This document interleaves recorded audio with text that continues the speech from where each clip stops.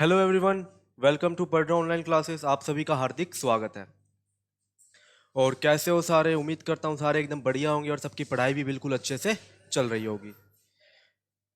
तो last class में हमने कंप्लीट कर लिया था चैप्टर नंबर 13, जो कि था आपका सरफेस एरिया एंड वॉल्यूम्स।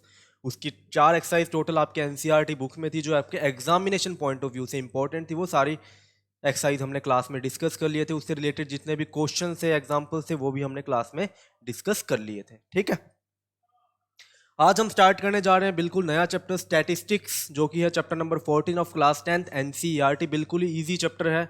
कुछ एक फॉर्मूले आपको याद करने हैं, एक मेथड। अगर एक क्वेश्चन बिल्कुल अच्छे से समझ लोगे तो सारे क्वेश्चन बिल्कुल सेम पैटर्न के हैं। बिल्कुल इजी चैप्टर और स्कोरिंग चैप्टर भी आप कह सकते हो। ठीक है, एग्जाम में क्वेश्चन डेफिनेटली यहाँ से देखने को मिलते हैं जो इजीली आप अटेम्प्ट कर सकते हो। ठीक है, बस मेन बात वही, चैप्टर नंबर 13 में थोड़ी कैलकुलेशन ज़्यादा थी। इतनी कैलकुलेशन नहीं है, सिंपल सी कैलकुलेशन है, ज़्यादा मुश्किल यहाँ पे कुछ नहीं है। फॉर्मूलेज अगर आपको याद हैं तो आप इजीली ये चैप्टर अटेम्प्ट कर लोगे। ठीक है, तो स्टार्ट करने से पहले, वैसे क्लास 9th में आप पढ़ चुके हो स्टैटिस्टिक्स, मीन, मोड, मीडियन के बारे में।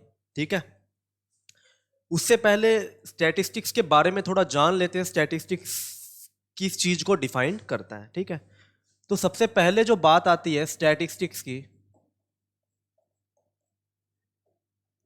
कि इसका मतलब क्या है। स्टैटिस्टिक्स को हम यूज कहाँ पे करते हैं, कहाँ पे इसकी एप्लीकेशन होती है हमारी प्रैक्टिकल लाइफ के अंदर, और मेन डेफिनेशन इसकी क्या है। देखो, स्टैटिस्टिक्स कुछ नहीं है, बेसिकली कुछ नहीं है का मतलब ये नहीं है कुछ भी नहीं है तो बहुत कुछ, बस कहने में आ गया वो। ठीक है, तो स्टैटिस्टिक्स की मेनली अगर डेफिनेशन दी जाए तो क्या होता है, ये collection and interpretation of data.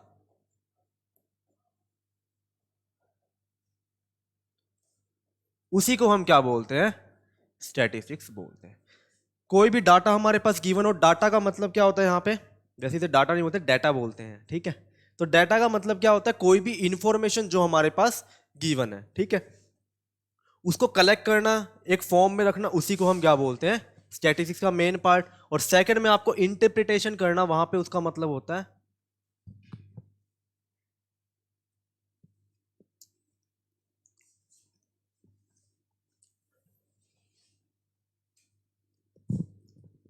Interpretation का मतलब होता है यहाँ पे उसके ऊपर कुछ काम करना, वहां से किसी ना किसी की वैल्यू निकालना वहां पे।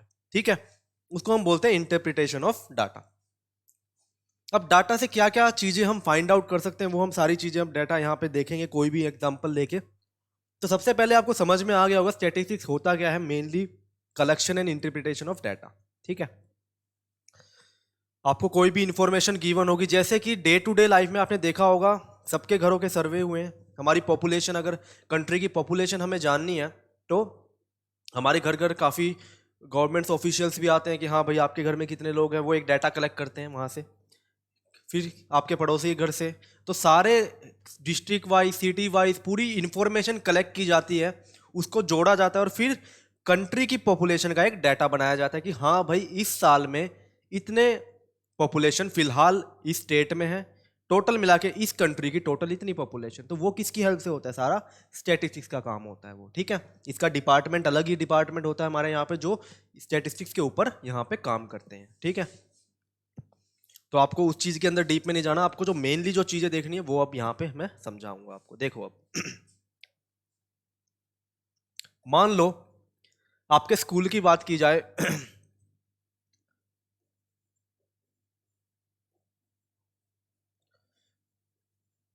किसी भी 10 स्टूडेंट्स को उठाया गया क्लास से।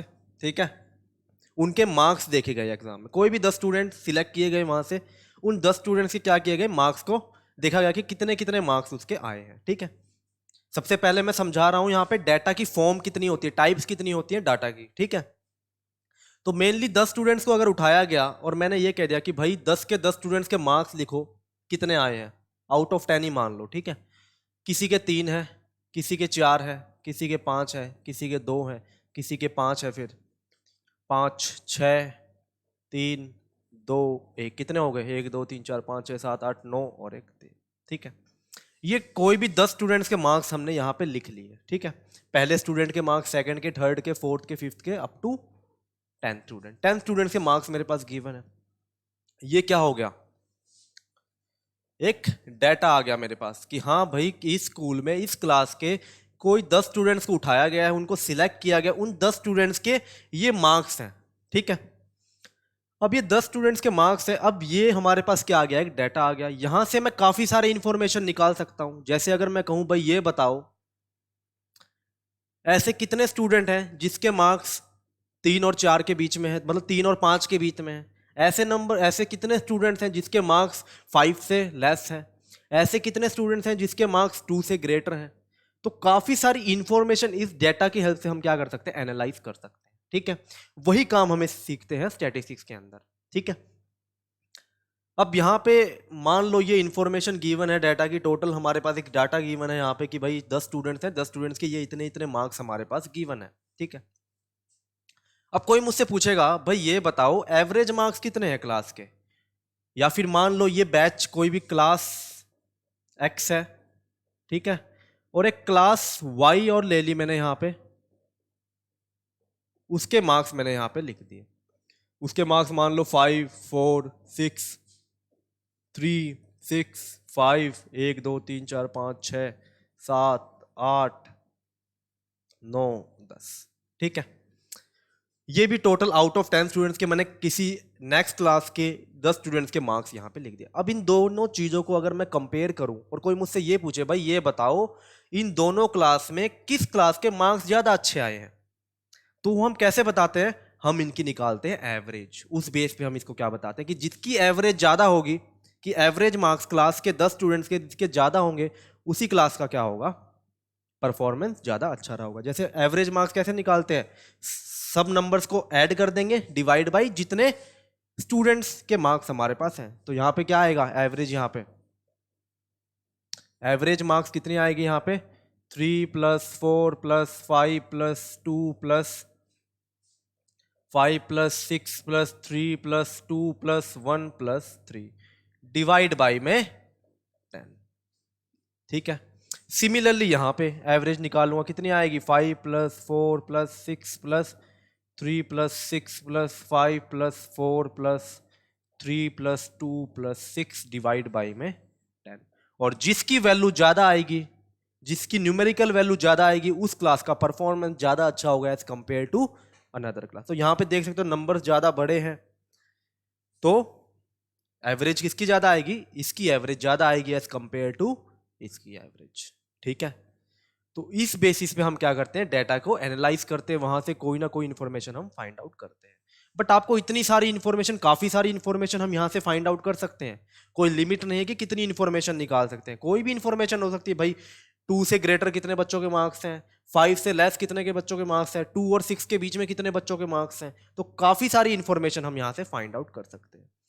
बट मेनली जो आपको यहां पे फाइंड आउट करना है उसे हम बोलते हैं इंफॉर्मेशन को सेंट्रल टेंडेंसी। जो इंफॉर्मेशन अभी हमने बताई थी कंपेयर करके, इसको हम बोलते हैं सेंट्रल टेंडेंसी। और जो मेनली सेंट्रल टेंडेंसी आपको क्लास 10th के अंदर पढ़नी है वो 3 ही है, पहली मीन, सेकंड मोड और थर्ड है मीडियन।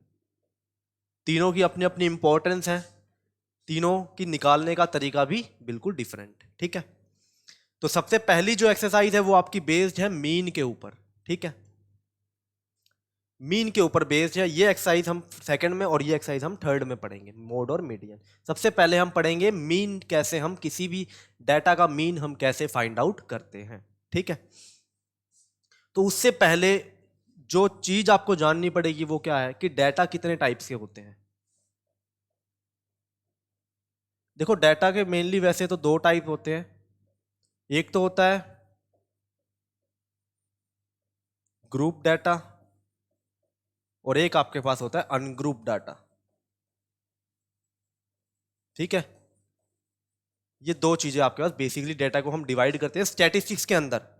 जो स्टैटिस्टिक्स की जो इंफॉर्मेशन होती है वो 2 टाइप्स की होती है, या तो ग्रुप के फॉर्म में होगी या फिर अनग्रुप डाटा के फॉर्म में होगी। जैसे कि ये जो एग्जांपल था ये किसका एग्जांपल था, ये आपका अनग्रुप डाटा का एग्जांपल था, ठीक है। ये आपका अनग्रुप डाटा का एग्जांपल था, क्योंकि बेसिकली 10 स्टूडेंट थे, 10 स्टूडेंट्स के मार्क्स मैंने अलग अलग लिख दिए। पहले स्टूडेंट के इतने मार्क्स, सेकंड के इतने, थर्ड के इतने, फोर्थ के इतने, 5 के इतने, and so on up to 10 student के इतने मार्क्स हैं। तो इस टाइप के डाटा को हम बोलते हैं अनग्रुप डाटा, जिसको कोई ग्रुप में ना बनाया गया हो, बिल्कुल अलग अलग मार्क्स को क्या कर दिया, उनको डिस्प्ले कर दिया हमने यहाँ पे, उसको हम बोलते हैं अनग्रुप डाटा। ठीक है, इसको हम बोलते हैं अनग्रुप्ड डाटा। समझ में आ गया? बेसिकली अनग्रुप डाटा में क्या होता है, बेसिक जो जितने भी कोई भी वैल्यू हमें डिनोट करनी है, हम क्या करते हैं, डायरेक्ट उसकी वैल्यू लिख देते हैं।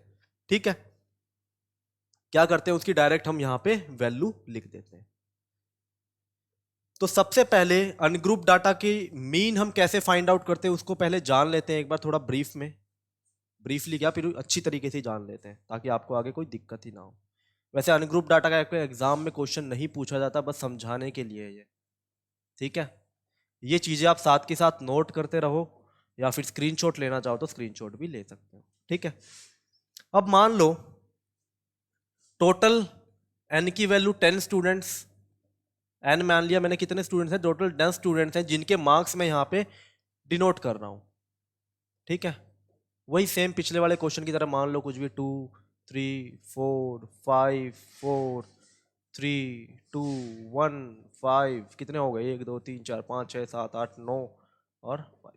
ठीक है, ये टोटल 10 स्टूडेंट्स के मार्क्स मैंने लिख दिया, ये फर्स्ट स्टूडेंट के, ये सेकंड के, ये थर्ड के, ये फोर्थ। तो कैसा डाटा है, अनग्रुप डाटा, क्योंकि कोई ग्रुप नहीं बनाई गई है कि हाँ भाई 0 से लेके 2 नंबर तक कितने स्टूडेंट्स हैं, 2 से लेके 4 नंबर जितने स्टूडेंट्स के आए हैं वो बताओ कितने, वो होता है ग्रुप डाटा, जो अभी हम थोड़ी देर बाद में पढ़ेंगे।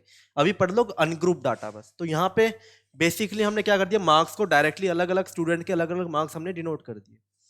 अगर मुझे यहाँ पे मीन निकालना हो, मीन को हम डिनोट करते हैं एक्स बार से, एक्स बार। ठीक है, जो मीन हम निकालते हैं उसको हम डिनोट करते हैं एक्स बार, इसको हम बोलते हैं बार, एक्स बार। ठीक है, ये इसकी नोटेशन होती है मीन को।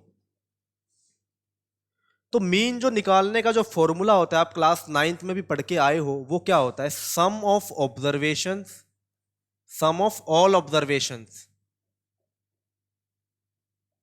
सम of all observations divide by में नंबर ऑफ ऑब्जर्वेशन। ये आपके पास मीन निकालने का फॉर्मूला होता है अनग्रुप डाटा के अंदर। तो सिंपल सा फॉर्मूला क्या करना है, सारी ये क्या होती है, ये आपकी ऑब्जर्वेशंस होती हैं कि हाँ भाई पहले स्टूडेंट्स के कितने मार्क्स आए, ये ऑब्जर्व किया आपने, उसके 2 मार्क्स आए। सेकंड स्टूडेंट्स के कितने मार्क्स आए, आपने ऑब्जर्व किया, उसके 3 मार्क्स आए। तो इनको हम बोलते हैं ऑब्जर्वेशंस। ठीक है, तो सबसे ऊपर क्या आएगा, सम ऑफ ऑल ऑब्जर्वेशन, मतलब जितनी भी ऑब्जर्वेशन है अनग्रुप डाटा की, आपको सिर्फ एक ही इंफॉर्मेशन गिवन होगी, ये कि उनकी इंफॉर्मेशन क्या है, उनके मार्क्स कितने आए हैं, बस, और कुछ भी नहीं गिवन होगा आपको। तो क्या करना है, सम ऑफ ऑल ऑब्जर्वेशन मतलब 2 + 3 + 4 + 5 + 4 + 3 + 2 + 1 + 5 + 5 डिवाइड बाई में 2 4 6 2 8 2 10 डिवाइड बाई में नंबर ऑफ ऑब्जर्वेशन, कितनी ऑब्जर्वेशन है, 1 2 3 4 5 6 7 8 9 10 स्टूडेंट्स के मार्क्स है, तो डिवाइड बाई में 10। तो इसको ऐड कर लो, कितना है, 3 2 5 5 5 10 14 18 21 2 23 24 24 29 29 और 5 34 34 डिवाइड बाई में 10, जिसकी वैल्यू आ गई 3.4। ये किसकी वैल्यू आ गई, इस डेटा की मीन की वैल्यू आएगी, जो मीन जो है वो इस डेटा कितना है, 3.4 है। ठीक है, ये हमारे पास यहां पे आ गया। ठीक है, समझ में आ गया? तो मीन का फॉर्मूला क्या हो गया, sum of all observations divide by में नंबर ऑफ ऑब्जर्वेशंस, जो कि आपके सामने आ गया। इस तरीके से हम मीन निकालते हैं किसी भी अनग्रुप डाटा का। समझ में आ गया? ये तरीका था अनग्रुप डाटा का। अनग्रुप डाटा की इंफॉर्मेशन क्वेश्चन यहीं पे खत्म, कुछ नहीं करना, बस एक क्वेश्चन समझ लिया, इससे रिलेटेड कोई और क्वेश्चन आपके बुक में या फिर एग्जाम में भी नहीं आने वाला। तो ये बस समझाने के लिए थी, क्लास 9th में आप पढ़ चुके हो काफी अच्छे से। ठीक है, एक बात और बता दूं, जो ये इंफॉर्मेशन होती है ना, इसको हम x1 x2 x3 से डिनोट करते हैं। ये मान लो x1 है, ये x2 ऑब्जर्वेशन है, ये x3 ऑब्जर्वेशन है, अप टू ये x10 ऑब्जर्वेशन है। ठीक है, तो मीन का जो यहां से डायरेक्ट फॉर्मूला बनता है एक्स बार का, अगर मैं लिखूं तो इसको लिख सकता हूं समेशन या फिर सिग्मा एक्स आई। इसका मतलब क्या है, आई की वैल्यू 1 से लेके 10 तक, ठीक है, आई की वैल्यू 1 से लेके 10 तक।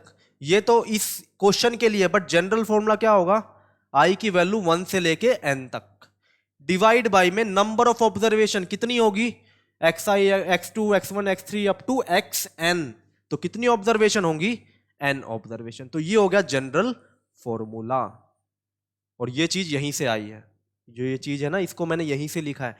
एक्स एक्स आई का मतलब आई से लेके एन तक लिखोगे, क्या मतलब है इसका, x one x two x three कहां तक, एक्स एन तक, और बीच में सिग्मा का मतलब होता है उन सारी वैल्यूज को ऐड कर देना, तो बीच में क्या साइन आएगा, प्लस, डिवाइड बाई में एन, एन मतलब नंबर ऑफ ऑब्जर्वेशन, कितनी ऑब्जर्वेशन है, अगर एन स्टूडेंट्स हैं तो डिवाइड बाई एन, अगर 10 स्टूडेंट्स हैं तो डिवाइड बाई 10। तो यहां पे जो फॉर्मूला बना वो क्या बना, x1 x2 up to x10 divide by में नंबर ऑफ ऑब्जर्वेशन 10। ये आपके पास हो गया जनरल फॉर्मूला। सिग्मा का मतलब होता है x1 x2 x3 up to जितनी ऑब्जर्वेशन आपको गिवन है वहां तक सारी टर्म्स को लिखकर उनको ऐड कर देना, सिग्मा का मतलब। डिवाइड बाय में एन का मतलब होता है नंबर ऑफ ऑब्जर्वेशन, कितनी ऑब्जर्वेशन आपको यहां पे गिवन है, ठीक है। अब बात करते हैं ग्रुप डाटा की।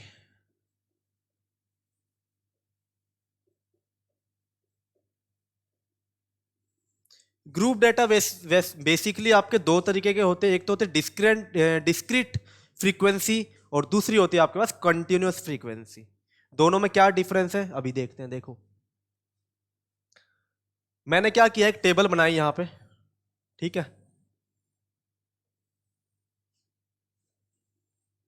और टेबल में ऊपर क्या लिखा मैंने, मार्क्स लिख लिए, ठीक है, यहां पे मैंने लिख लिया मार्क्स, और इस कॉलम को मैंने डिनोट कर दिया नंबर ऑफ स्टूडेंट से, ठीक है। पहले मैंने ऊपर क्या लिख दिया, मार्क्स, और यहां पे लिख दिए नंबर ऑफ स्टूडेंट्स। तो मार्क्स मान लो स्टूडेंट्स के 2 आए हैं, किसी के 3 आए हैं, किसी के 4 आए हैं, किसी के 5 आए हैं, किसी के 6 आए हैं, किसी के 7 आए हैं। 6 इंफॉर्मेशन हमने ली, 6 टोटल 6 स्टूडेंट्स की इंफॉर्मेशन ले ली कि भाई 2 से लेके 7 के बीच में कितने स्टूडेंट के क्या कितने कितने मार्क्स आए हैं। 2 मार्क्स कितने स्टूडेंट के आए हैं, मान लो एक ही स्टूडेंट्स के 2 नंबर आए हैं। 3 मार्क्स कितने स्टूडेंट्स के आए हैं, मान लो 2 ही ऐसे स्टूडेंट्स हैं जिसके मार्क्स कितने हैं, 3 है, ठीक है। 4 मार्क्स कितने स्टूडेंट्स के आए हैं, मान लो एक ही स्टूडेंट है जिसके 4 मार्क्स आए हैं। 5 मार्क्स कितने स्टूडेंट्स के आए हैं, मान लो 3 है, ये 2 है और ये भी 2 है, ठीक है। कोई अपने आप ही एज्यूम कर लिया हमने एक डाटा। तो इसको बोलते हैं discrete group data frequency.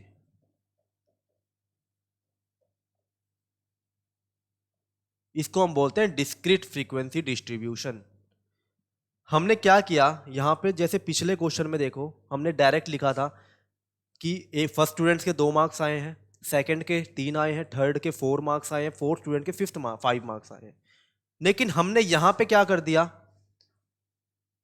2 marks कितने स्टूडेंट के आए हैं वो हमने डिफाइन कर दिया, ठीक है। कितने स्टूडेंट्स के आए हैं, एक स्टूडेंट के।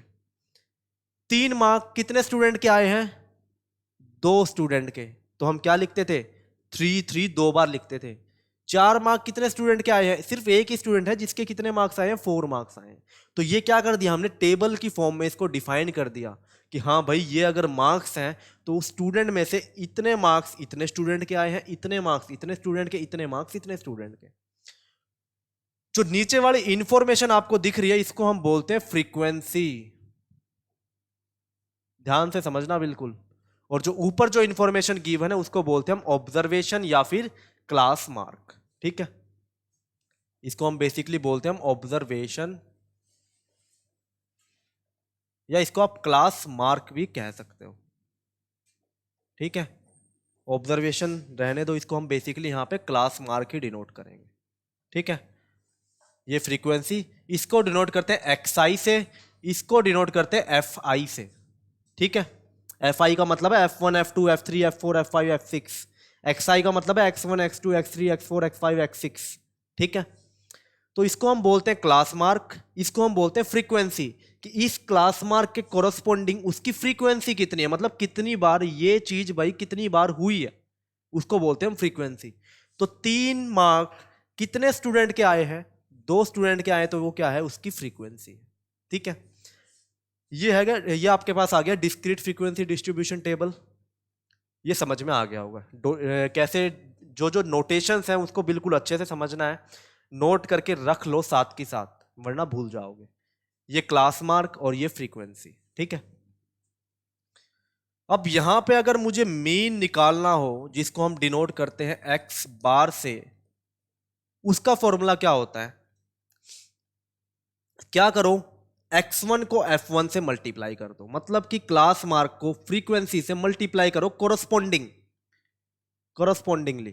ठीक है, x1 ये क्या है, पहला ये x1 है, ये f1 है, ये x2 है, ये f2 है, ये x3 है, ये f3 है, ये x4 है, ये f4 है, ये x5 है, ये f5 है, और ये x6 है, तो ये f6 है। ठीक है,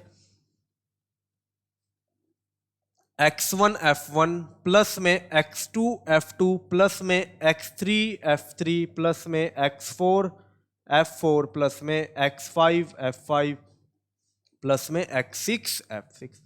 डिवाइड किससे करना है, f1 f2 f3 f4 f5 f6, मतलब कि सारी फ्रीक्वेंसी का सम से हमें क्या करना है, इसको डिवाइड करना है।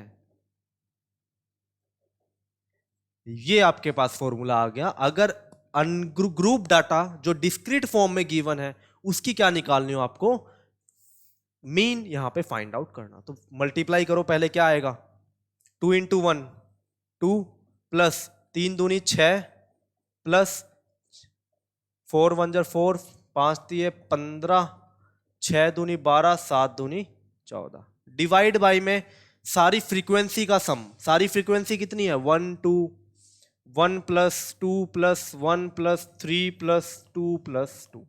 अब आप सोच रहे होगे सर ये फॉर्मूला पिछले वाले फॉर्मूला से अलग है, नहीं है। देखो ध्यान से देखो, ऊपर मैंने क्या लिखा था, सम ऑफ ऑल ऑब्जर्वेशंस।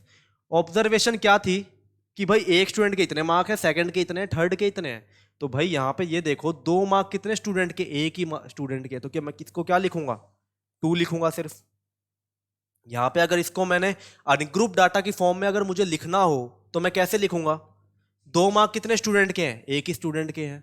फिर 3 मार्क कितने स्टूडेंट के हैं, 2 स्टूडेंट के हैं, तो यहां पे मैं क्या लिखूंगा, कॉमा 3 4 मार्क्स कितने स्टूडेंट के हैं, एक ही स्टूडेंट के, तो कॉमा 4। 5 मार्क्स कितने स्टूडेंट के हैं, 3 स्टूडेंट के, तो 5 6 मार्क्स कितने स्टूडेंट्स के हैं, 2 स्टूडेंट के, तो 6 और 7 मार्क्स कितने स्टूडेंट्स के हैं, 2 स्टूडेंट्स के। अब ये क्या बन गया, ये अनग्रुप डाटा बन गया। इसी को हमने किस में कन्वर्ट किया था, ग्रुप डाटा के अंदर फॉर्म किया था। बस वहां पे क्या कर दिया हमने, उसको मल्टीप्लाई करके, इसकी फ्रीक्वेंसी कितनी है 2, इसकी 1, इसकी 3, इसकी 2, इसकी 2। फ्रीक्वेंसी का मतलब ये होता है वो चीज कितनी बार अक्कर हो रही है, कितनी बार वो रिपीट हो रही है, उसी को बोलते हैं हम फ्रीक्वेंसी। तो वहां पे सिंपल आपको क्या गिवन था, ग्रुप डाटा के अंदर आपको डायरेक्ट इंफॉर्मेशन गिवन थी कि हाँ भाई 2 मार्क्स सिर्फ एक स्टूडेंट के हैं, 3 मार्क्स सिर्फ 2 स्टूडेंट के हैं। तो हमने क्या कर दिया, मल्टीप्लाई करके सारी ऑब्जर्वेशन को ऐड कर दिया, और डिवाइड बाय में जो फ्रीक्वेंसी है ये नंबर ऑफ ऑब्जर्वेशन को ही दिखाती है। इनको ऐड कर लो सभी को, वो नंबर ऑफ ऑब्जर्वेशन आएगी, कितनी ऑब्जर्वेशन, 1 2 3 4 5 6 7 8 9 10 11, और इनको ऐड कर लो, वो भी कितनी आएगी आपकी 11 ही आएगी। देख लो 3 2 5 और 2 7 8 10 और 1 11। ठीक है, तो फ्रीक्वेंसी किसको डिनोट करती है, नंबर ऑफ ऑब्जर्वेशन को डिनोट करती है। और मल्टीप्लाई कर दोगे कोरस्पॉन्डिंगली तो आपके पास क्या आएगा, उनको सम कर दोगे मल्टीप्लाई करके, तो सम ऑफ ऑल ऑब्जर्वेशन आ जाएगी। अब इसको ऐड कर लोगे, डिवाइड कर दोगे, वैल्यू आपके पास किसकी आ जाएगी, मीन की वैल्यू आपके पास आ जाएगी। ठीक है, यही चीज आपको यहाँ पे फाइंड आउट करके बतानी थी। तो इसको देखते हुए जो जनरल फॉर्मूला हमारे पास बनेगा, ये तो समझ में आ गया होगा सबके, मीन निकालते कैसे, कोरस्पॉन्डिंगली मल्टीप्लाई करेंगे और ऐड करेंगे, x1 f1 plus x2 f2 x3 f3 कहां तक, जितनी आपको टेबल में डाटा आपको गिवन होगा उतनी टर्म्स तक, और डिवाइड बाय में सारी फ्रीक्वेंसीज का एडिशन। तो यहां से जो जनरल फॉर्मूला आपके पास बनता है वो क्या बनता है, x1 f1 plus x2 f2, कहां तक, मान लो n टर्म्स है तो xn fn, डिवाइड बाई में फ्रीक्वेंसी कितनी ऐड करेंगे, अगर n टर्म्स है तो n बारी फ्रीक्वेंसी ऐड होगी, डिवाइड बाई में f1 प्लस में f2 प्लस में अप टू कहां तक, प्लस में fn। और इसको हम क्या लिख सकते हैं, sigma x i f i की वैल्यू 1 से लेके n तक, डिवाइड बाई में समेशन या फिर सिग्मा एफ आई और आई की वैल्यू 1 से लेके n तक। ये बन गया जनरल मीन निकालने का फॉर्मूला। ठीक है, summation x i f i का मतलब है आई की वैल्यू 1 से स्टार्ट करो, x1 f1 x2 f2, इन सभी को क्या करते जाओ, ऐड करते जाओ, कब तक, जब तक जो n की वैल्यू आपको गिवन हो। जैसे यहां पे कितनी थी पिछले क्वेश्चन में, 1 2 3 4, टोटल 6 थी ना, 1 2 3 4 5 6, तो टोटल 6 थी, किसी क्वेश्चन में 7 होगी, किसी में 8 होगी, किसी में 10 होगी। ठीक है, तो उसके कोरस्पॉन्डिंग हम क्या करेंगे, x1 f1 x2 f2 को मल्टीप्लाई करेंगे और ऐड कर देंगे, और डिवाइड किससे कर देंगे, f1 plus f2 up to n से हम fn से डिवाइड कर देंगे, सबका सम करके। तो ये आपके पास फॉर्मूला आ जाता है मीन निकालने का, किसके लिए, ग्रुप डाटा का, जो किस फॉर्म में गिवन हो, डिस्क्रीट फॉर्म में आपको गिवन हो। ठीक है, कंटिन्यूस में गिवन होगी तो भी हम इस फॉर्मूले से निकाल सकते हैं, बट वो आगे समझेंगे हम कौन से फॉर्मूले से हम फाइंड आउट करेंगे। ठीक है, तो यहां तक तो समझ में आ गया होगा आपको मीन हम कैसे निकालते हैं अगर ग्रुप डाटा आपको गिवन हो। ठीक है, ग्रुप डाटा जो डिस्क्रीट फॉर्म में आपको क्लास मार्क गिवन है और नीचे क्या गिवन है, फ्रीक्वेंसी गिवन है, तो आप इजीली ये फॉर्मूला अप्लाई कर सकते हो, वहां से मीन आप इजीली फाइंड आउट कर सकते हो। ठीक है, तो इससे रिलेटेड एक क्वेश्चन पहले हम देख लेते हैं, फिर हम डिस्कस करेंगे क्लास जो आपकी कंटिन्यूस फ्रीक्वेंसी डिस्ट्रीब्यूशन होती है। ठीक है, पहले इसको डिस्कस कर लेते हैं क्वेश्चन। देखो क्वेश्चन क्या गिवन है यहाँ पे आपको, the marks obtain by 30 students of class 10th of a certain school in mathematics paper consisting of 100 marks are presented in table below. ठीक है, कोई भी 30 स्टूडेंट्स के मार्क्स यहाँ पे डिनोट किए गए, क्लास 10th के जितने मैथमेटिक्स एग्जाम में उनके आउट ऑफ 100 कितने मार्क्स आए हैं वो टेबल की फॉर्म में आपको गिवन है। Find the mean of the marks obtain by the student, तो हमें ये पूछा गया भाई मीन निकालो उन मार्क्स का जो स्टूडेंट्स द्वारा यहाँ पे लाए गए हैं नंबर। ठीक है, तो यहाँ पे ध्यान से देख सकते हो मार्क्स ऑब्टेन्ड गिवन है कि भाई 10 मार्क्स 20 मार्क्स 36 40 50 56 60 70 72 80 88 92 एंड 95 ये मार्क्स हैं। और यहाँ लिखा हुआ है नंबर ऑफ स्टूडेंट्स, 10 मार्क्स कितने स्टूडेंट के आए हैं, एक ही स्टूडेंट के आए हैं, 20 एक के, 36 3 के, 44 के, 53 के, अप टू सॉन चलते जाएंगे, सारी इंफॉर्मेशन यहाँ पे गिवन है। और यहाँ पे लिख भी रखा है ये XI मतलब क्लास मार्क और ये FI मतलब फ्रीक्वेंसी। ठीक है, अगर ना भी लिखे तो भी आपको समझ में आ जाएगा कि हाँ भाई ये तो मार्क्स हैं, ये मार्क्स कितने स्टूडेंट के आए हैं वो यहाँ पे लिख रखे हैं, तो कितने स्टूडेंट के मार्क्स आए हैं वो किसको डिनोट करता है, फ्रीक्वेंसी को डिनोट करता है। ठीक है, तो देखो कई स्टूडेंट्स तो क्या करते हैं डायरेक्टली क्वेश्चन को सॉल्व कर लेते हैं, बट अगर डायरेक्ट ना करो आप टेबल बना के करो, टेबल से क्या होगा आपकी कैलकुलेशन थोड़ी सी आसान हो जाएगी, आपकी गलती होने के चांस कम होंगे। ठीक है, तो सबसे पहले क्या करो टेबल बना लो इसको। ठीक है, कैसे बनाओगे, देखो मार्क्स ऑब्टेन यहाँ पे गिवन है, यहां पे लिख लो मार्क्स ऑब्टेन सबसे ऊपर,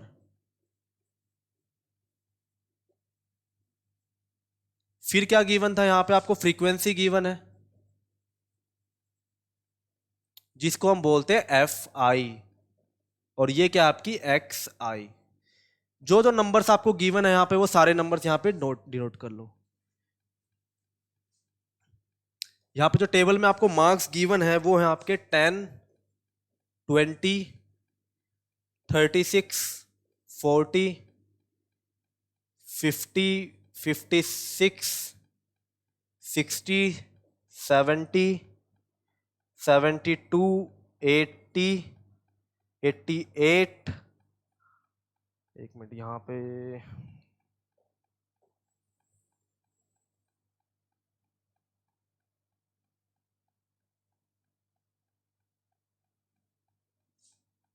88 एंड लास्ट है 92 और 95।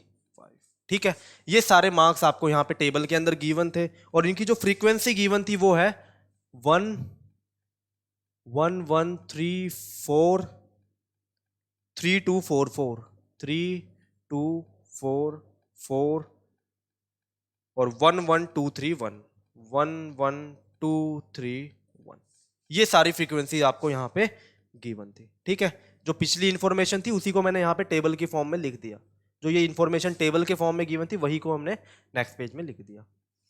अब देखो यहाँ पे xi गिवन है, इसके कोरोस्पोंडिंग फ्रीक्वेंसी गिवन है, ये इसकी फ्रीक्वेंसी है, ये इसकी, ये इसकी, ये इसकी।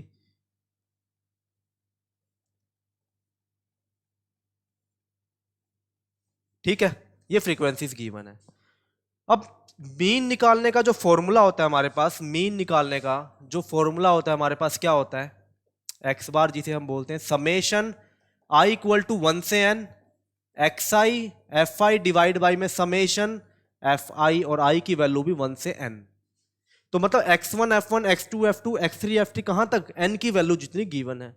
तो यहां तक n की वैल्यू कितनी गिवन है आपको, तो वो देख लेंगे हम, जितनी भी गिवन हो हमें देखने की कोई जरूरत नहीं है कि वो कितनी वैल्यूज गिवन, हमें तो नॉर्मल क्या करना है, उनको ऐड करना है। ठीक है, तो सबसे पहले हम क्या निकालेंगे यहाँ पे, xi fi हम यहाँ पे फाइंड आउट कर लेंगे। तो पहले के लिए क्या आएगा, ये x1 f1 आएगा, फिर x2 f2, फिर x3 f3। देखो x1 को f1 से मल्टीप्लाई करूंगा, क्या आएगा x1 f1, 20 इंटू 1 20, 36 इंटू में 3 यहां पे मल्टीप्लाई करेंगे, 6 3 18 और 9 108। ठीक है, ये हमारे पास आ गया। फिर इसको इससे मल्टीप्लाई करेंगे, कितना आएगा 160। ये आ गया आपके सामने x4 f4, 50 इंटू 3 150, 56 इंटू में 2 6 दूनी 12 और 1 5 2 10 और 1 11। ठीक है, 6 4 जा 24 240, और यहाँ पे 7 4 जा 28 280। ठीक है, नेक्स्ट 72 इंटू 1 72, नेक्स्ट 80 इंटू 1 80, और नेक्स्ट यहाँ पे 88 इंटू 2 8 दूनी 16 और 1 17, और 92 इंटू में 3 3 दूनी 6 और 9 तिये 27 276, और 95 इंटू में 1। समझ में आ गया, ये किसकी वैल्यू आ गई, xi fi, मतलब कोरोस्पोंडिंग, ये x1 f1, ये x2 f2, ये x3 f3, ये x4 f4 up to xn fn तक जितनी टर्म थी वो हमने सारी निकाल ली। फॉर्मूला क्या कहता है, समेशन। इन सारी वैल्यूज को क्या करना है, ऐड करना है। तो हम क्या करेंगे, टेबल में ही यहीं पर ही ऐड कर देंगे इनको। तो यहाँ पे जगह नहीं है नीचे, तो मैं इनको ऐड करके यहाँ पे लिख रहा हूँ। ठीक है, कितनी आएगी, तो टोटल इसकी जो वैल्यू आ रही है यहाँ पे वो आ रही है, सबको ऐड करोगे यहाँ पे तो वैल्यू आ रही है 1779 किसकी, समेशन xi fi की। ठीक है, ये समेशन xi fi कौन सी टर्म है, ये वाली टर्म्स हैं आपकी सारी। इन सारी टर्म्स को क्या करना है, आपको ऐड करना है। ठीक है, तो यहां से टेबल से आप इजीली ऐड कर सकते हो एज कंपेयर टू डायरेक्ट वहां पे लिखोगे तो। ठीक है, इस वजह से। ठीक है, और डिवाइड किससे करना होता है, फॉर्मूले के अंदर डिवाइड करना होता है समेशन fi से। तो समेशन fi मतलब ये फ्रीक्वेंसी को ऐड कर दो। तो इसको भी मैं यहां पे लिख रहा हूं समेशन fi। इसको कहां लिखना है आपको, इसको नीचे लिखना है, बिल्कुल लाइन लगा के समेशन fi कितना आएगा, इन सारों को ऐड कर दो। तो 4 और 3 7 8 9, 9 और 3 12 और 2 14 18, 18 और 4 22 23 24 26 और 9 29 और 1 30। तो इसकी वैल्यू आ गई 30। ठीक है, बस समेशन xi fi भी आ गया, समेशन fi भी आपके पास आ गया। आप क्या करना है, बस वैल्यू पुट कर दो क्वेश्चन के अंदर। तो इसलिए कहता हूं टेबल बना के करोगे इजीली सॉल्व हो जाएगा एज कंपेयर टू अब डायरेक्ट लिख के करोगे। डायरेक्ट भी कर सकते हो, बट वहां पे कैलकुलेशन का ध्यान आपको बिल्कुल अच्छे से देना होगा। यहाँ पे कैलकुलेशन गलत होने के चांस कम है, क्योंकि हम यहाँ से यूनिट डिजिट को ऐड करेंगे, फिर टेंस को करेंगे, फिर 100 प्लेस को करेंगे। तो एडिशन ईजी हो जाएगी एज कंपेयर टू डायरेक्ट अगर एडिशन करें हम, इसलिए हम टेबल बना के इसको सॉल्व करेंगे। ठीक है, तो समझ में आ गया, ये चीजें सभी को समझ में आ गई। ये क्या है, x1 f1, ये x2 f2, ये x3 f3 up to xn fn।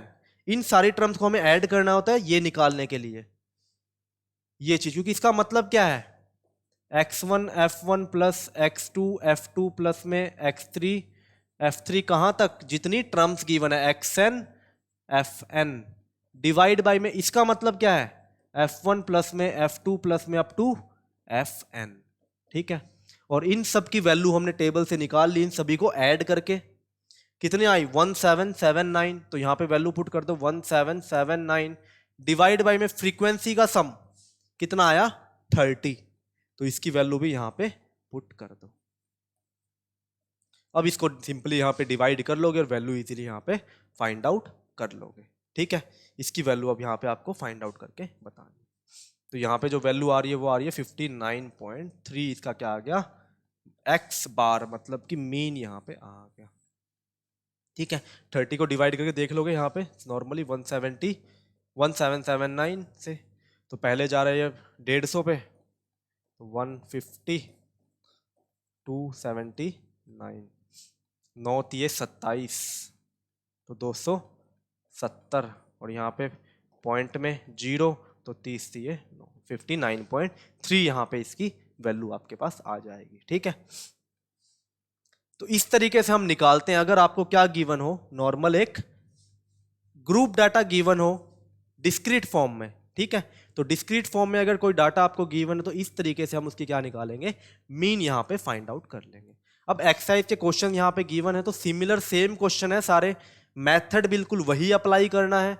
अब एक मेथड सीख लिया तो और मेथड अप्लाई करने की क्यों जरूरत है, बट वो भी हमें सीखने हैं, क्योंकि कुछ डाटा क्या होंगे सिंपल होंगे, कुछ कॉम्प्लेक्स डाटा होंगे। कैसे, मान लो यहाँ पे तो 40 50 60 70 80 कुछ ऐसे नंबर से और मल्टीप्लाई करनी थी 1 2 2 3 4 इस नंबर से। अगर मान लो आपके पास कुछ ऐसे नंबर्स आ जाए, यहाँ पे 17 है, यहाँ पे 36 है, यहाँ पे 29 है, यहाँ पे 51 है, यहाँ पे 37 है, यहाँ पे 49 है, ये XI है, ये FI। अगर मल्टीप्लाई करने लग गए ना यहाँ पे, बस फिर तो मल्टीप्लाई ही पूरी होगी क्वेश्चन के अंदर, ठीक है। तो उन केसेस के लिए हम क्या करते हैं, फॉर्मूला दूसरा अप्लाई करते हैं ताकि कैलकुलेशन से बच जाए।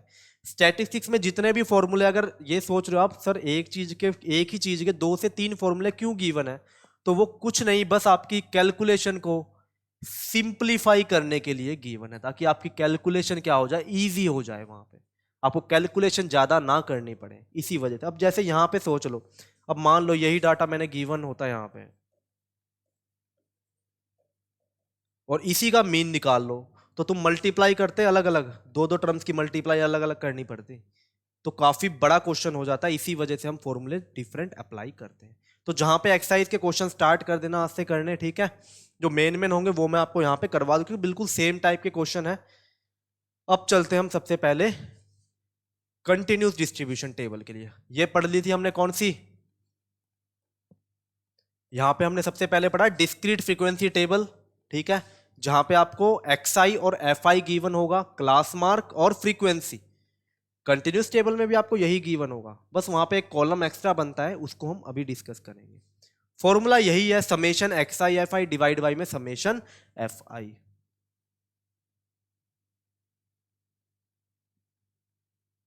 ठीक है, अब बात करते हैं कंटिन्यूस फ्रीक्वेंसी। ये भी किसका पार्ट है, ग्रुप डाटा का पार्ट है ये कंटिन्यूस फ्रीक्वेंसी।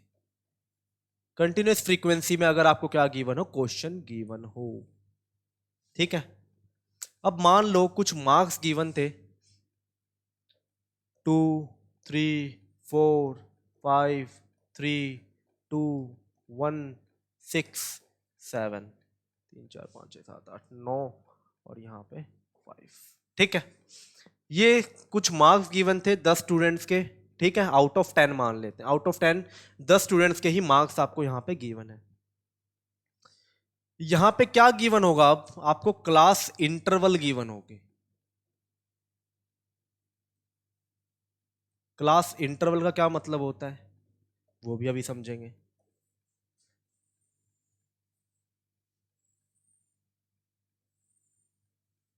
क्लास इंटरवल का क्या मतलब होता है वो देखो, ये क्लास इंटरवल और यहां पे लिखा होगा नंबर ऑफ स्टूडेंट्स। तो ये तो फ्रीक्वेंसी है, सभी को पता है। ये तो FI है, नंबर ऑफ स्टूडेंट की, कितने स्टूडेंट के कितने मार्क्स हैं, तो ये तो फ्रीक्वेंसी को डिनोट कर रहा है। बट यहाँ पे एक चीज जो गायब दिख रही है वो क्या है, क्लास मार्क। क्लास मार्क हमारे पास नहीं है। अब क्या गिवन है, क्लास इंटरवल गिवन है, मतलब कि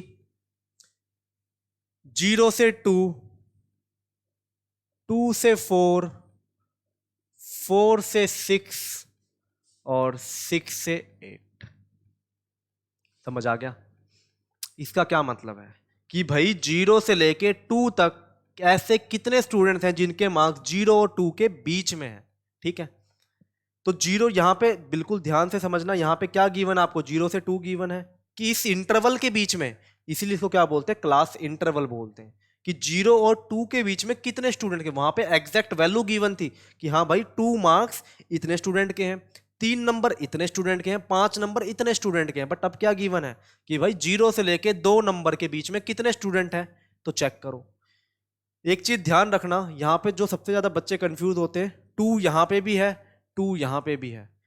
तो मैं अगर कहूं कि भाई ये जो 2 नंबर आए हैं एक स्टूडेंट के, ये कहाँ इंक्लूड होगा, यहां इंक्लूड होगा या यहां इंक्लूड होगा, तो ये आपका हमेशा लोअर लिमिट में इंक्लूड होगा, अपर लिमिट यहां पे इंक्लूड नहीं होगी, लोअर लिमिट इंक्लूड होगी। 4 मार्क्स के लिए ये इंक्लूड नहीं होगा, वो यहां पे इंक्लूड होगा। 6 मार्क्स वाला स्टूडेंट यहां इंक्लूड नहीं होगा, यहां इंक्लूड होगा। और लास्ट में जिसके 8 मार्क्स होंगे, अगर टेबल यहां खत्म हो रही है और किसी स्टूडेंट के 8 मार्क्स है, तो वो यहां पे क्या होगा, इंक्लूड होगा। और 0 वाला स्टूडेंट भी यहां इंक्लूड होगा। ये चीज अच्छे से समझ लेना। दोबारा बता दूं, देखो यहां पे मार्क्स गिवन है, कंफ्यूजन क्या आती है कि 0 से 2 के बीच में भी 2 आ रहा है, 2 के और 4 के बीच में भी 2 आ रहा है। तो अगर किसी बच्चे के 2 नंबर है तो वो कहां इंक्लूड करे, उसको इस टेबल में इंक्लूड करे या यहां पे इंक्लूड करे, तो हमेशा कहां इंक्लूड करना है, जहां से वो नंबर स्टार्ट होता है। इसका मतलब है 2 से थोड़ा कम, मतलब 1.99। ठीक है, 1.99। और यहां से हम उसको क्या करते हैं, इंक्लूड करते हैं। अगर 2 मार्क्स के स्टूडेंट के, तो वो कहां इंक्लूड होगा, यहां पे इंक्लूड होगा, ना कि यहां पे। हमेशा लोअर लिमिट में इंक्लूड होगा, अपर लिमिट में इंक्लूड नहीं होगा। सिमिलरली किसी स्टूडेंट के 4 मार्क्स है तो वो यहां इंक्लूड नहीं होगा, इस टेबल में इंक्लूड होगा। किसी स्टूडेंट के 6 मार्क्स है तो वो यहां इंक्लूड नहीं होगा, यहां पे इंक्लूड होगा। और सिमिलरली अगर किसी स्टूडेंट के टेबल यहीं पे खत्म हो रही है और किसी स्टूडेंट के 8 मार्क्स हैं तो वो इस टेबल के अंदर इंक्लूड होगा। ठीक है, उसका मतलब ये नहीं है उसको इंक्लूड ही नहीं करेंगे, उसको इस टेबल के अंदर ही इंक्लूड करेंगे। और 0 है तो वो तो इसी टेबल में होगा। अब 0 से 2 के बीच में कितने स्टूडेंट्स हैं, तो 2 को तो इंक्लूड नहीं करेंगे। कितने स्टूडेंट्स हैं, एक, जिसके मार्क्स कितने हैं, 1 ही है। तो एक ही स्टूडेंट ऐसे हैं जिसके मार्क्स कितने हैं, 1 है। 0 2 के बीच में। 2 और 4 के बीच में कितने स्टूडेंट हैं जिनके मार्क्स 2 और 4 के बीच में है, 1 2 3 4। तो 4 स्टूडेंट ऐसे हैं जिनके मार्क्स 2 और 4 के बीच में है। तो 2 को तो इंक्लूड करेंगे, 2 3 4 को इंक्लूड नहीं करेंगे। तो 1 2 3 4, तो 4 ही ऐसे स्टूडेंट हैं जिनके मार्क्स 2 और 4 के बीच में है। 4 से लेके 6 के बीच में कितने स्टूडेंट्स हैं जिनके मार्क्स 4 और 6 के बीच में है, तो 4 को इंक्लूड करना है यहाँ पे। तो 1 2 3, 6 इंक्लूड नहीं होगा। ठीक है, और 6 से लेके 8 तक कितने स्टूडेंट्स हैं जिनके मार्क्स 6 से और 8 के बीच में है, तो 6 यहाँ पे इंक्लूड होगा। 6 कितने के हैं, 1, और 7 भी 1 के, तो टोटल 2 स्टूडेंट ऐसे हैं जिनके 6 और 8 के बीच में मार्क्स हैं। इनको ऐड करके देख लो कितना आ रहा है, 4 और 3 7 और 2 9 1 10, टोटल 10। तो ये 10 स्टूडेंट्स के मार्क्स गिवन थे। तो मतलब जो टेबल हमने बनाई है वो बिल्कुल सही है। अब जो डाटा, ये टेबल आपको बनानी नहीं है, इसकी टेंशन मत लो कि टेबल आपको बनानी पड़ेगी। ये टेबल आपको गिवन होगी क्वेश्चन के अंदर। यहाँ पे मैंने इसके जरिए समझा दिया कि टेबल अगर गिवन हो तो कैसे उसमें डाटा हम इंक्लूड करते हैं। ये टेबल आपको क्वेश्चन के अंदर गिवन मिलेगी। एक क्लास इंटरवल गिवन होगा, नंबर ऑफ स्टूडेंट गिवन होंगे। इसको बोलते हैं हम कंटिन्यूस फ्रीक्वेंसी डिस्ट्रीब्यूशन। डिस्क्रीट में यहाँ पे मार्क्स गिवन थे 2 3 4, क्लास इंटरवल में यहाँ पे आपको इंटरवल्स गिवन होंगी। उसको हमें किस में चेंज करना पड़ेगा, क्लास मार्क में चेंज करना पड़ेगा। फिर जाके फॉर्मूला अप्लाई करेंगे, एक्स आई एफ आई का summation divide by summation f i x i. अब कैसे करेंगे, तो क्लास मार्क अगर आपको निकालनी हो किससे, क्लास इंटरवल से, जिसको हम बोलते हैं एक्स आई, तो उसका निकालने का फॉर्मूला होता है लोअर लिमिट प्लस में अपर लिमिट डिवाइड बाई में 2।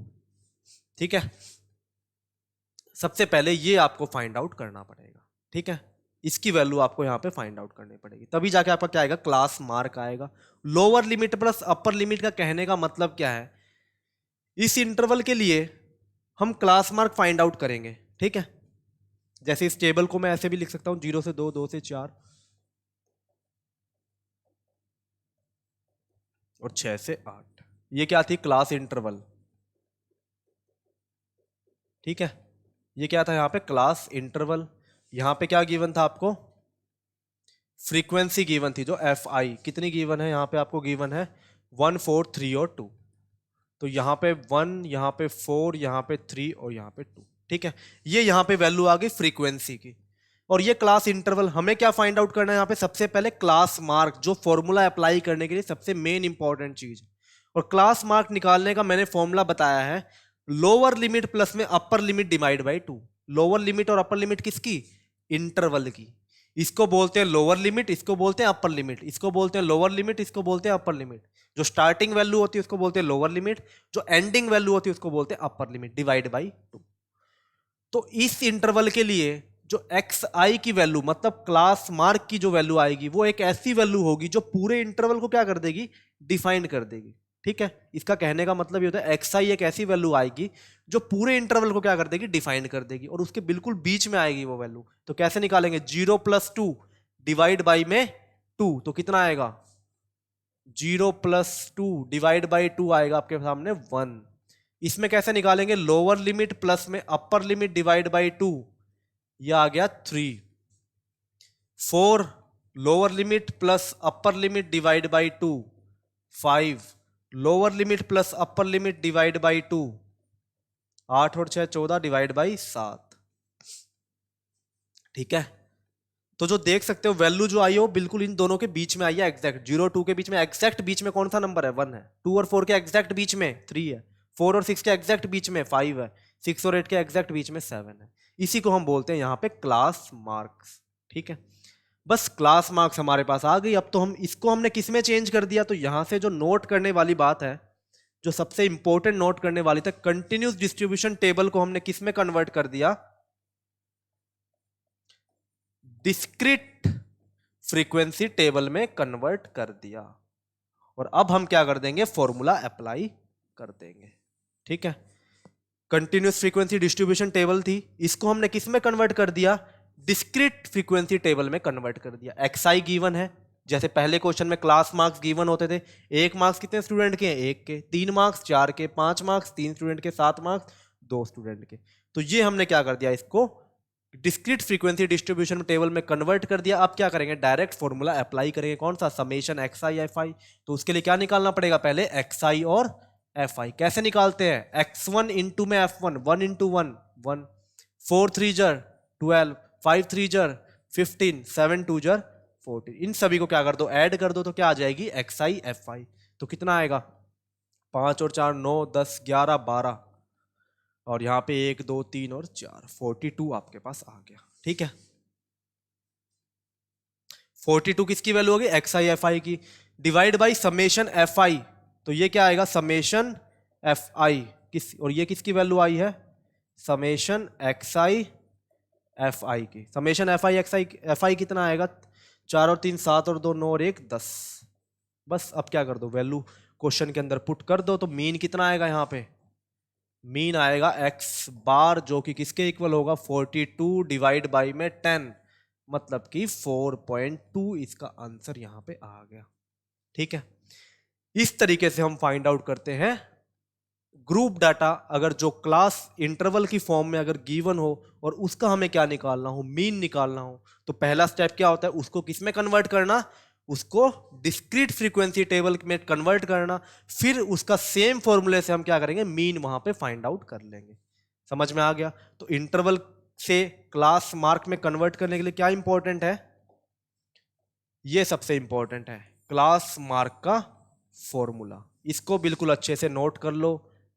उम्मीद करता हूं सबको याद भी हो गया होगा। तो सिंपल फॉर्मूला है lower limit plus upper limit divide by 2। तो आपके पास किसकी वैल्यू आ जाएगी? एक्स आई की वैल्यू आ जाएगी। आपको ये टेबल गिवन होगी, ये बनानी नहीं है, टेबल आपको गिवन होगी। आपको बस ये काम करना है आगे। सबसे पहले क्या करना है? इस टेबल को इस टेबल में कन्वर्ट करना है। जो ये वैल्यू है ना क्लास इंटरवल की, इसको एक्स आई में कन्वर्ट करना है, जो हमने यहाँ पे कन्वर्ट करके दिखा दी, ठीक है। ये क्या आ गया? x1 x2 x3 x4, और इसकी मल्टीप्लाई कर दी कोरस्पॉन्डिंग, तो क्या आ गया x1 f1, ये x2 f2, ये x3 f3 और ये x4 f4। फॉर्मूले में सबको ऐड करना होता है, सबको हमने क्या कर दिया, ऐड कर दिया। तो summation x i f i की वैल्यू आ गई 42, समेशन एफ आई की वैल्यू 10, दोनों को डिवाइड कर दिया तो वैल्यू किसकी आ गई, मीन की वैल्यू हमारे पास आ गई। ठीक है, यही चीज हमें यहाँ पे फाइंड आउट करनी होती है। तो यहाँ तक करेंगे आज। कल जो दो एग्जाम्पल्स है, जो अलग दो टाइप्स है मीन निकालने की, वो हम कल यहीं से कंटिन्यू करेंगे। तो मीन के एक दो क्वेश्चन एक्सरसाइज में, स्टार्टिंग के फर्स्ट सेकंड क्वेश्चन, वो आप घर से ट्राई करके आओगे। ठीक है, कल फिर और डिस्कस करेंगे हम और इंपॉर्टेंट टॉपिक्स मीन के, एज्यूम मीन मेथड और स्टेप डेविएशन मेथड। तो आज के लिए इतना ही, थैंक यू।